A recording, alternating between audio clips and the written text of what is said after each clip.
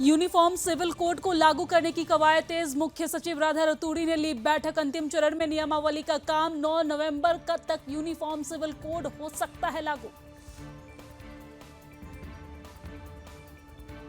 Uttarakhand BJP ने कांग्रेस पर बोला हमला। प्रदेश प्रवक्ता हनी पाठक ने कांग्रेस की केदारनाथ प्रतिष्ठा यात्रा पर उठाए सवाल। कहा कांग्रेस की केदारनाथ प्रतिष्ठा यात्रा निराधार है। लाल कुआं दुग्ध उत्पादक संघ के अध्यक्ष मुकेश सिंह बोरा को उत्तराखंड हाईकोर्ट से राहत। बोरा की 17 सितंबर तक गिरफ्तारी पर लगी रोक। महिला के साथ दुष्कर्म का है मामला। देहरादून में डेंगू की रोकथाम के लिए लगातार जारी है कार्यवाही। जिले में अब तक 7 मरीज पॉजिटिव मिले। 502 जगहों पर मिला डेंगू का लार्वा।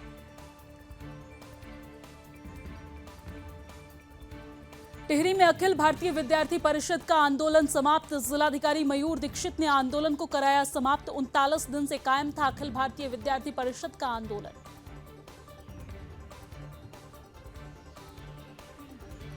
रुद्रपुर में पुलिस ने 108 नशीले इंजेक्शनों के साथ दबोचे 2 सौदागर। पुलिस ने आरोपियों पर मुकदमा दर्ज कर न्यायालय में पेश किया। उत्तरकाशी में हुआ दर्दनाक हादसा। खाई में गिरी कार, 2 लोगों की मौत। 3 लोगों का किया गया रेस्क्यू। कार में सवार थे 5 लोग।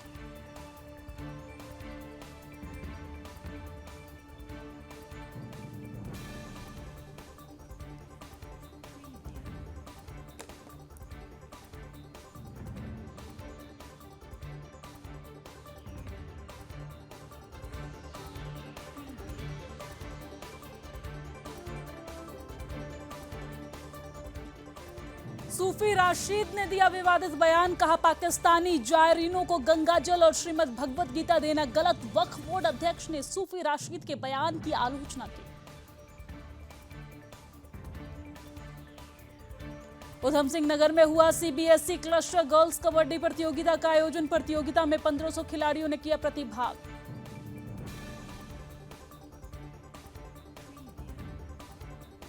पहाड़ों पर बारिश का कहर जारी। बारिश के कारण गंगा का जल स्तर बढ़ा। नदी के आसपास के इलाकों में अलर्ट जारी।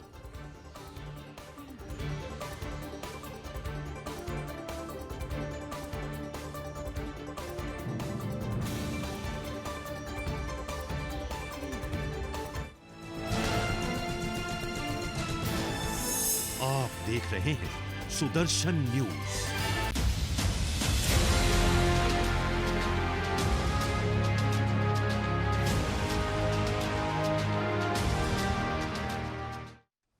नमस्कार, सुदर्शन न्यूज पर अपना उत्तराखंड देख रहे हैं आप और मैं हूं आपके साथ दिव्या सिंह। बुलेटिन की शुरुआत इस वक्त की सबसे बड़ी और अहम खबर के साथ करेंगे। यह खबर रुड़की से है। रुड़की के ईदगाह चौक के पास निजी होटल में अजमत ए रसूल चिश्ती साबरी ट्रस्ट के अध्यक्ष सूफी राशिद ने पत्रकार वार्ता का आयोजन किया है और इस दौरान उन्होंने बताया है कि 12 रबी उल शरीफ देश दुनिया में धूमधाम से मनाया जाता है। इस दिन ट्रस्ट द्वारा साबर पाक दरगाह में चादर पोशी होगी और उसके उपलक्ष्य में 15वें रबी उल शरीफ 19 अगस्त को जश्न बाबा फरीद का आयोजन किया जाएगा। इस मौके पर कव्वाली की प्रस्तुति देश के नामी कव्वालों के द्वारा की जाएगी। देश के विभिन्न दरगाहों और दरबारों से सूफी संत इस कार्यक्रम में शामिल होंगे।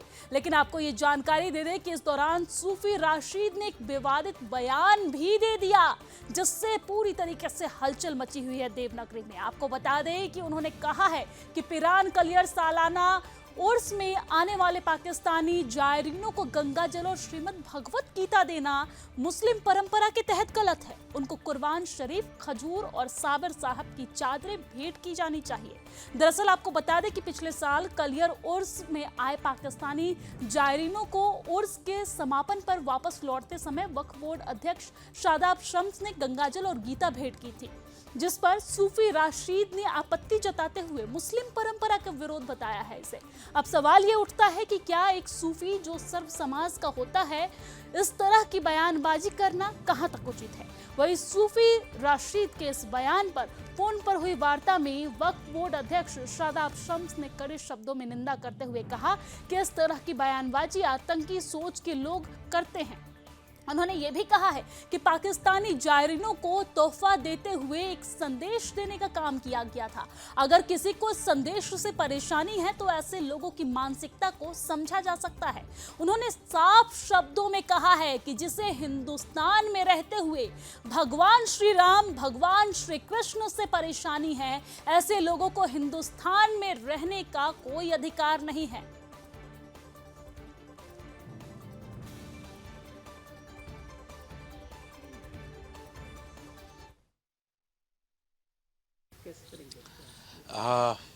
अभी जैसे कि आपने बताया कि कोई सूफ़ी राशिद हैं और उन्होंने ऐतराज़ जताया है कि हमने जो पिछली बार श्रीमद् भगवत गीता, गंगा जली, रुद्राक्ष की माला पाकिस्तान से आए हुए ज़ायरीनों को भेंट की थी, उस पर आपत्ति है।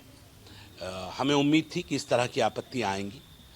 हम 150 करोड़ लोग सनातन धर्म के मानने वालों की आध्यात्मिक राजधानी देवभूमि उत्तराखंड है और उस देवभूमि उत्तराखंड की धर्मनगरी हरिद्वार के एक कोने पर स्थित है पीरान कलियर। मुझे लगता है कि यहाँ से एक संदेश जाने की ज़रूरत हमेशा रहती है। पाकिस्तान से लोग आते हैं, हम उनकी आस्था का सम्मान करते हैं, वो साबिर पाक के मानने वाले हैं, लेकिन जो 150 करोड़ सनातनी हैं उनकी आस्था का सम्मान भी होना चाहिए। पाकिस्तान के ऊपर जो हमारे हिंदू भाइयों के ऊपर जुल्म होता है वो किसी से छुपा नहीं है, वो एक कड़वी सच्चाई है। तो अगर हम यहाँ से संदेश देकर ये बताने की कोशिश कर रहे हैं कि जो हमारे अल्पसंख्यक समाज के लोग पाकिस्तान में रहते हैं, जो हिंदू समाज के लोग पाकिस्तान में रहते हैं, जो सनातन समाज के लोग पाकिस्तान में रहते हैं, उनके चाहने वाले उनके अपने यहाँ रहते हैं, अगर आपको सम्मान चाहिए तो हमारे लोगों को वहाँ सम्मान देना पड़ेगा। इस सोच के साथ हमने श्रीमद् भगवत गीता हिंदी, उर्दू और इंग्लिश संस्करण जो पाकिस्तान से आए हुए ज़ायरीन थे उन्हें दिया। हमने गंगा जली उनको भेंट की, रुद्राक्ष की माला भेंट की और उनसे कहा कि सह सम्मान आप इसे ले जाएंगे और हमारे जो वहाँ पर मंदिर हैं, जो मठ हैं, वहाँ पर जाकर आप सह सम्मान उन्हें सौंपेंगे, कहेंगे ये हिंदुस्तान की तरफ से, वहाँ के लोगों की तरफ से आपके लिए तोहफा आया है। मुझे लगता है कि अगर पाकिस्तान के लोगों को हिंदुस्तान में आना है, अपनी परंपराओं का सम्मान कराना है, तो हमारी परंपराओं का सम्मान भी करना पड़ेगा। अगर वो प्यार की भाषा समझते हैं तो प्यार की भाषा में समझाएंगे और नफरतों की भाषा में समझेंगे तो उस भाषा में भी हमें जवाब देना आता है। दूसरा मेरा मानना यह है, मुझे लगता है कि जो लोग इस बात को, जिनसे तकलीफ है कि हमने पाकिस्तान से आए हुए ज़ायरीनों को जो श्रीमद् भगवत गीता दी उनको पसंद नहीं आ रही है। हमें मालूम है यहाँ पाकिस्तानियों के चाहने वाले और उनकी भाषा बोलने वाले बहुत से लोग हैं। जो पाकिस्तान खुद नहीं बोल सकता, वो अपने लोगों की भाषा में बुलवाने की कोशिश करता है। मैं फिर इस बात को कह रहा हूं, अगर हिंदुस्तान में, भारत में, देवभूमि उत्तराखंड में सम्मान चाहिए तो सम्मान देना पड़ेगा। जो सम्मान कर नहीं सकते वो हमसे कम से कम सम्मान की उम्मीद ना रखें। गीता नहीं देनी चाहिए, उनको गंगा जल नहीं देना चाहिए, क्योंकि मुस्लिम परंपरा के हिसाब से ये हमारा नहीं बनता है। हम उनको कुरान गिफ्ट करें, खजूरें गिफ्ट करें, साबिर पाक की चादरें गिफ्ट करें, ऐसा कोई तबर्रुक दें जो वो लोग लेकर अपने घर में सरकार साबिर पाक का, नबीयीन, सिद्दीकीन, शहीदान करबला और औलिया अल्लाह का फैजान लेकर अपने मुल्क वापस जाए।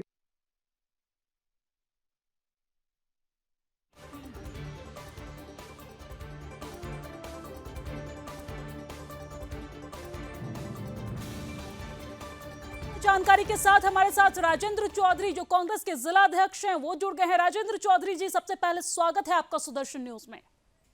जी नमस्कार जी, आपने सुना ही होगा कि किस तरीके का बयान जो है यहाँ पर सूफी राशिद के द्वारा दिया जा रहा है। कहा जा रहा है कि जो गंगाजल और गीता भेंट किया गया जायरीनों को वो गलत है। इस पर कांग्रेस पार्टी की क्या स्टैंड है? कांग्रेस पार्टी इस पर क्या कहती है? ये सूफी साहब से पहले कौन बोल रहा था? उस पे आपने सुना होगा कि किस तरीके से उस पे जो सूफी राशिद है उनका बयान सामने आया है। सूफी राशिद से पहले भी तो कोई शादाब शम्स जो वक्फ बोर्ड के अध्यक्ष थे उनका बयान था उस पर। नहीं, शादाब शम्स जो है सरकार का हिस्सा है और सरकार ही ये गिफ्ट दे रही है। आप शादाब शम्स पे मत जाइए, हम इस पर आपके स्टैंड जानना चाहते हैं। हम कांग्रेस पार्टी की क्या स्टैंड है इस पूरे बयान पर? सूफी राशिद की तरफ से जो बयान दिया गया इस पे कांग्रेस पार्टी क्या कहती है? नहीं, सूफी राशिद के बयान से मेरा लेना देना नहीं है। क्यों आप क्योंकि ये नहीं, एक सेकंड, क्यों आप विपक्ष में नहीं है क्या? देश की राजनीति से हाँ, आपका हम लेना विपक्ष देना में। नहीं है क्या? या किसी तरह का कोई नहीं, विवादित बयान देता है तो तो- इस पे आपका लेना देना नहीं है क्या?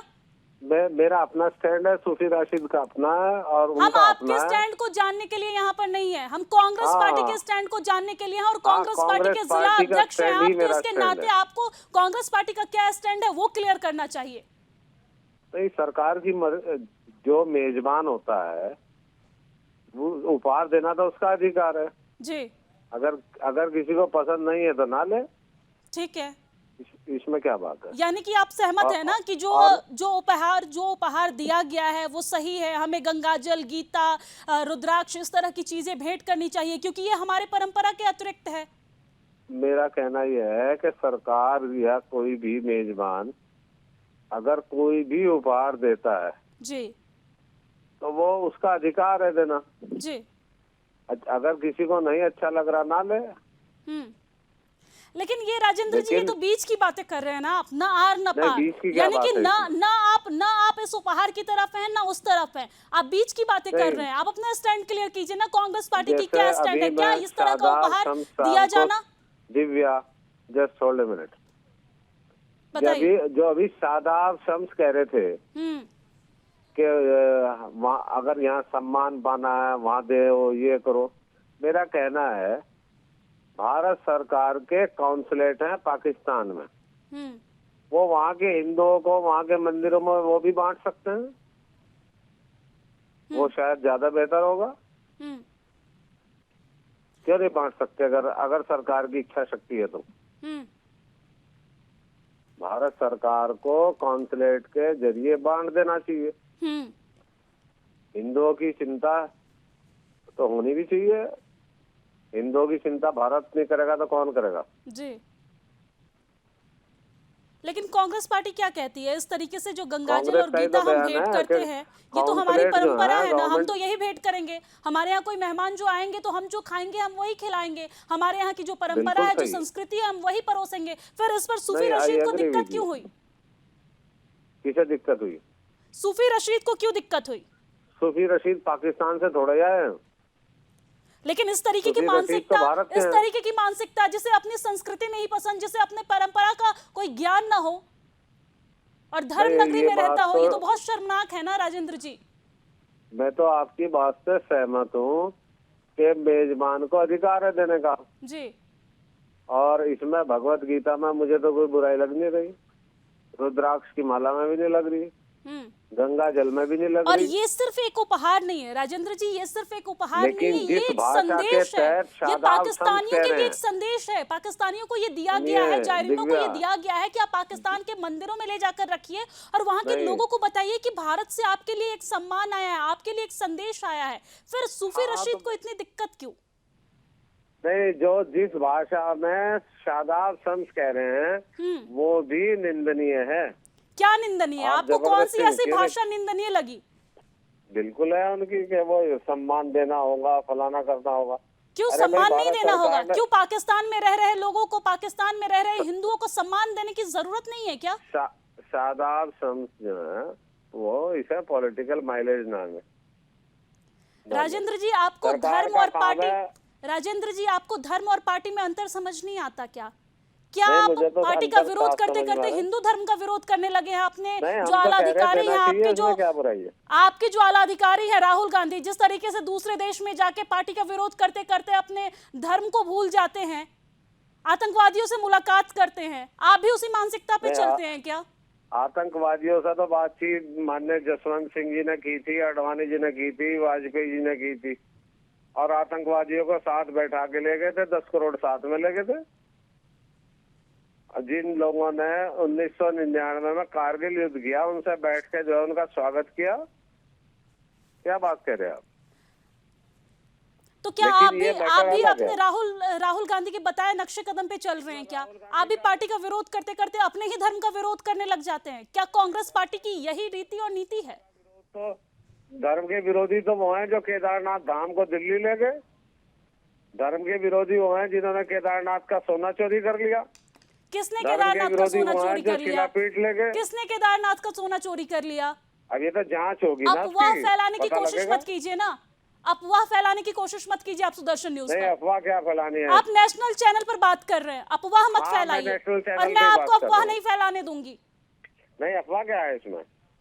शिलापट लेके गए इस कि नहीं विषय की गए? जांच हुई है ना, राजेंद्र केदारनाथ चौधरी धाम जी, वहाँ इस बना विषय के की नहीं जांच बना, हुई इसमें ना। अफवाह कौन सी है? जांच में कहाँ पाया आप तो गया है इससे बड़े कि सोना राष्ट्रीय चोरी हुई चैनल है? की एंकर हैं, आपको तो अपडेटेड होना चाहिए। मैं अपडेटेड हूँ साहब, आप अपडेट लेके आइए। मुख्यमंत्री जी ने खुद उसका आप उद्घाटन सुदर्शन किया न्यूज में केदारनाथ बैठकर इस धाम तरीके का। से अफवाह नहीं फैला सकते। धन्यवाद नहीं, तमाम अफवाह नहीं बातचीत है। के लिए।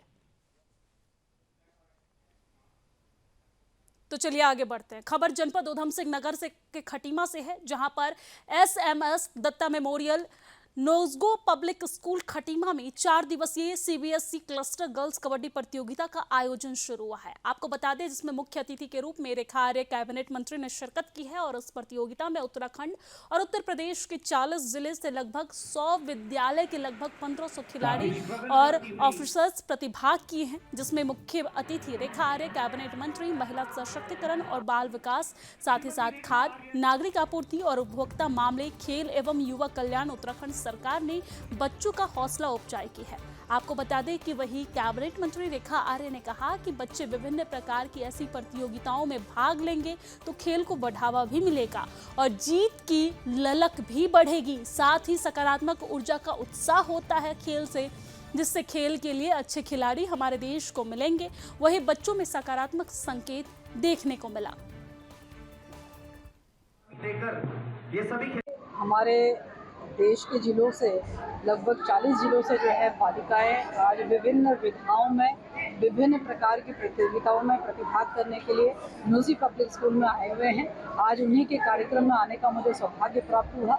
निश्चित रूप से ये बालिकाएं जो अंडर 19 है, इन प्रतियोगिताओं के माध्यम से चाहे वो कबड्डी हो, मलखम्ब हो, योगा हो या फुटबॉल हो या क्रिकेट हो, इत्यादि इत्यादि विधाओं में जब यहाँ पर इन प्रतियोगिताओं में प्रतिभाग करेंगे तो निश्चित रूप से खेल को बढ़ावा भी मिलता है और बालिकाओं में भी एक प्रतियोगिता की स्पर्धा की भावना भी जागती है और एक जीत की ललक भी जागती है, जो कि मैं समझती हूँ कि बहुत सकारात्मक संकेत है इस बात का कि भविष्य में बालिकाएं जो है नेतृत्व करने की क्षमता का गुण का उनके अंदर विकास होगा और भविष्य खेल के क्षेत्र में भी देश के लिए अच्छे खिलाड़ी हमें मिल पाएंगे। तो उसकी एक अच्छी शुरुआत जो आज यहाँ पर देखने को मिली है।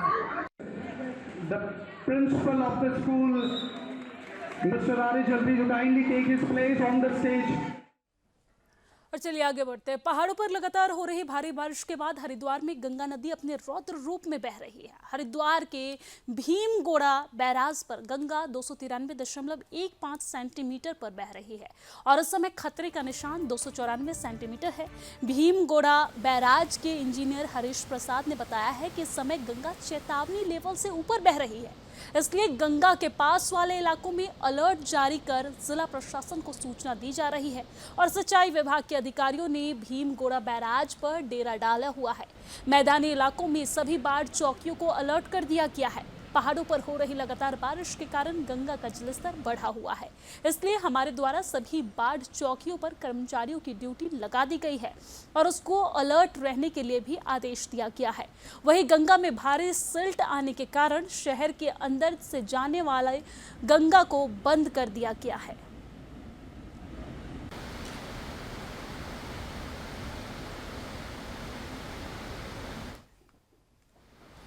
जो भी बारिश का पानी ऊपर से आ रहा है तो इस टाइम जो हमारा लेवल है 293.15 लेवल चल रहा है और उसमें 1,50,851 क्यूसेक पानी इस टाइम डिस्चार्ज चल रहा है हमारा बैराज पर।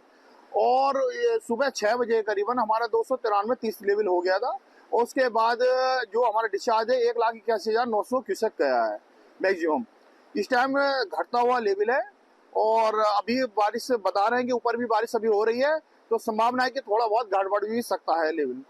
इस टाइम जो चल रहा है 293.15 लेवल चल रहा है हमारा। 293 पर हमारा जो अलर्ट लेवल होता है और 294 लेवल हमारा खतरे का निशान होता है। जो यूपी पे जो बाढ़ यानी जो पानी आ रहा है, जितना भी आ रहा है, तो यूपी में जितने भी हमारे गांव आसपास आते हैं, जो निचले क्षेत्र में हमारे आते हैं, उसमें इतना ज्यादा भी प्रभाव नहीं पड़ा क्योंकि इतना ज्यादा पानी डिस्चार्ज नहीं है।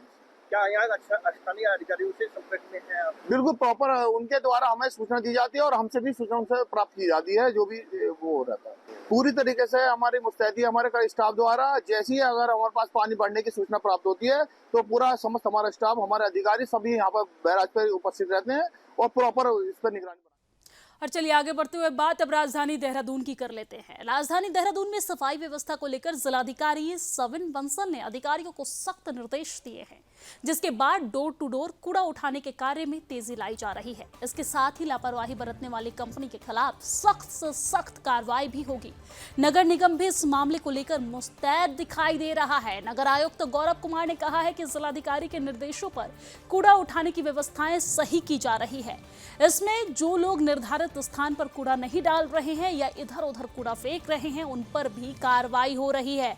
और जो कूड़ा उठाने वाली कंपनी है, अगर वो भी लापरवाही बरत रही है तो उस पर भी तुरंत कार्रवाई की जा रही है। देखिए, जिलाधिकारी महोदय के निर्देशन में नगर निगम द्वारा लगातार कूड़े पर कार्रवाई की जा रही है। इसमें उन लोगों पर भी कार्रवाई की जा रही है जो निर्धारित स्थानों के अतिरिक्त या निर्धारित गाड़ियों के अतिरिक्त सड़क पर कूड़ा फेंकते हैं सार्वजनिक स्थानों पर, उन पर लगातार जुर्माने की कार्रवाई की जा रही है। इसके अतिरिक्त जो हमारी कंपनी है, उनके द्वारा जो अनियमितता बरती जा रही है, कूड़ा समय से न उठाना, कुछ पॉइंट्स को छोड़ देना अथवा गाड़ी का पर्याप्त संचालन न होना, तो उन पर भी लगातार जुर्माने की और अन्य कार्रवाई की जा रही है। और अब आगे बढ़ते हुए बात नई टिहरी की कर लेते हैं। नई टिहरी जिलाधिकारी मयूर दीक्षित राजकीय स्नातकोत्तर महाविद्यालय में 39 दिन से चल रहे अखिल भारतीय विद्यार्थी परिषद के आंदोलन में पहुंचे हैं। डीएम मयूर दीक्षित ने छात्र नेताओं को आश्वासन देकर देर शाम आंदोलन को समाप्त करवाया है।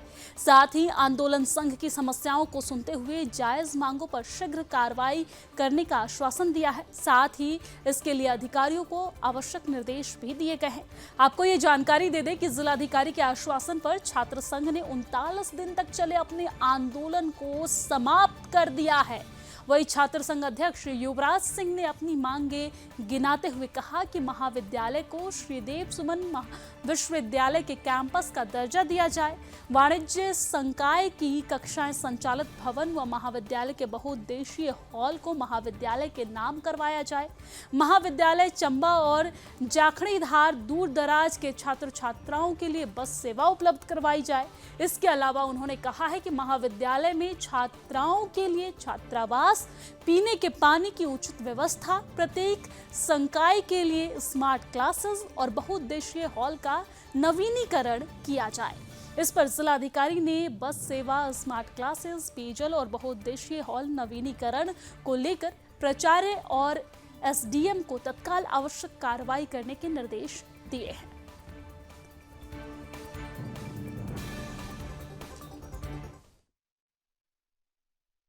डिग्री कॉलेज न्यू दिल्ली में जो मांगे थी उसके लिए यहाँ पर छात्र धरना दे रहे थे, उसमें कुछ मांगे जो है वो जिला स्तर पर हमने निर्धारित की है कि हम उसको यहीं से उसका पूर्ति करेंगे।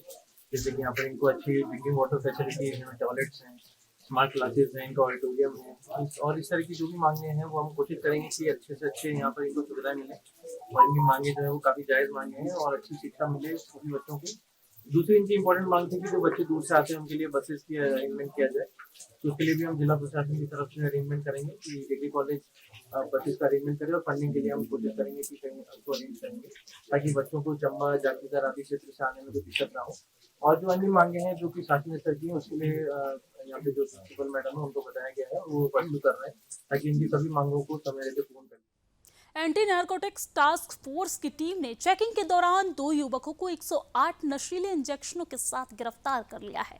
आपको ये जानकारी दे दें कि आरोपियों पर आरोप था कि दोनों युवक गली गली जाकर महंगे दामों पर नशीले इंजेक्शनों की खेप नशे की लती युवकों को मुहैया करवाया करता था। पुलिस ने आरोपियों के खिलाफ एनडीपीएस के तहत मुकदमा दर्ज कर न्यायालय के समक्ष पेश कर दिया है। जानकारी के अनुसार गुरुवार की शाम को एएनटीएफ के दारोगा कौशल भाकुनी टीम के साथ गश्त कर रहे थे और सामने से 2 व्यक्ति बिना हेलमेट लगाए जा रहा था। आपको बता दें कि टीम को देखकर आरोपी भागने की कोशिश करने लगे। संदेह होने पर टीम ने घेराबंदी कर युवक को दबोच लिया है। पूछताछ में आरोपी ने अपना नाम इरशाद अहमद और अहमद बताया है। आपको बता दें, तलाशी लेने पर आरोपियों के कब्जे से प्रतिबंधित 108 नशीले इंजेक्शनों की खेप बरामद हुई है। पूछताछ में आरोपियों ने बताया है कि वो लोग गांव में ही मोनिस नाम के व्यक्ति से नशीले इंजेक्शनों की खरीद कर लाते थे और महंगे दामों पर गली गली जाकर नशे की लती युवकों को मुहैया कराते थे। पिछले लंबे समय से वो नशीले इंजेक्शनों की सप्लाई कर रहा है। पुलिस ने आरोपियों के खिलाफ NDPS के तहत मुकदमा दर्ज कर न्यायालय के समक्ष आरोपियों को पेश किया है।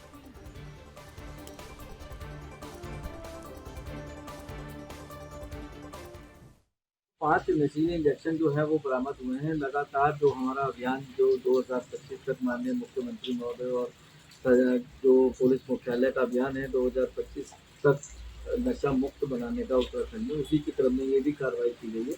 इसमें 105 इंजेक्शन जो है वो बरामद हुए थे। इसमें 2 अभियुक्तों को हमने गिरफ्तार किया है। थाना खजूरिया जिला रामपुर के रहने वाले हैं। इनके आपराधिक इतिहास की भी हम लोग जानकारी कर रहे हैं और ये जहाँ से इंजेक्शन ला रहे थे और जिन्हें ये बेचने जा रहे थे, सारे बैकवर्ड और फॉरवर्ड लिंकेजेस इनके हम लोग ट्रेस कर रहे हैं। इसमें अभियोग पंजीकृत कर दिया गया है और इसमें इन्वेस्टिगेशन की जा रही है। जो भी इसमें फैक्ट्स आते हैं उसके हिसाब से इसमें अग्रिम कार्रवाई की जाएगी। और चलिए आपको सीधा लिए चलते हैं कुरुक्षेत्र, जहां पर प्रधानमंत्री नरेंद्र मोदी संबोधित करते हुए क्या कुछ कह रहे हैं, सुनवाते हैं। हरियाणा की एक विशेषता रही है, दिल्ली में जिसकी सरकार होती है हरियाणा में भी उसी की सरकार बनाते हैं। कभी भी उलटफेर नहीं होने देते। भाइयों बहनों, कुरुक्षेत्र से तो हमारे मुख्यमंत्री जी खुद ही यहां उम्मीदवार है। आज हरियाणा के इस बेटे की प्रशंसा पूरे देश में होती है। इतने कम समय में बहुत कम लोगों को इतनी लोकप्रियता मिलती है और इसका कारण भी है हमारे मुख्यमंत्री जी 24 घंटे हरियाणा के विकास के लिए समर्पित रहते हैं।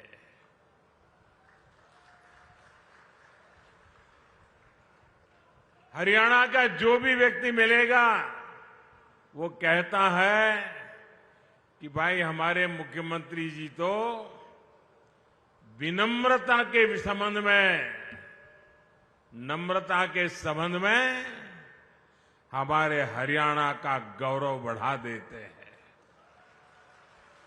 उनका व्यक्तित्व बहुत सहज है, वो बहुत सहज रूप से उपलब्ध है। और आप देखिए। और कुरुक्षेत्र से प्रधानमंत्री नरेंद्र मोदी को सुन रहे थे आप। यहां पर वक्त एक छोटे से ब्रेक का, जल्द लौटते हैं।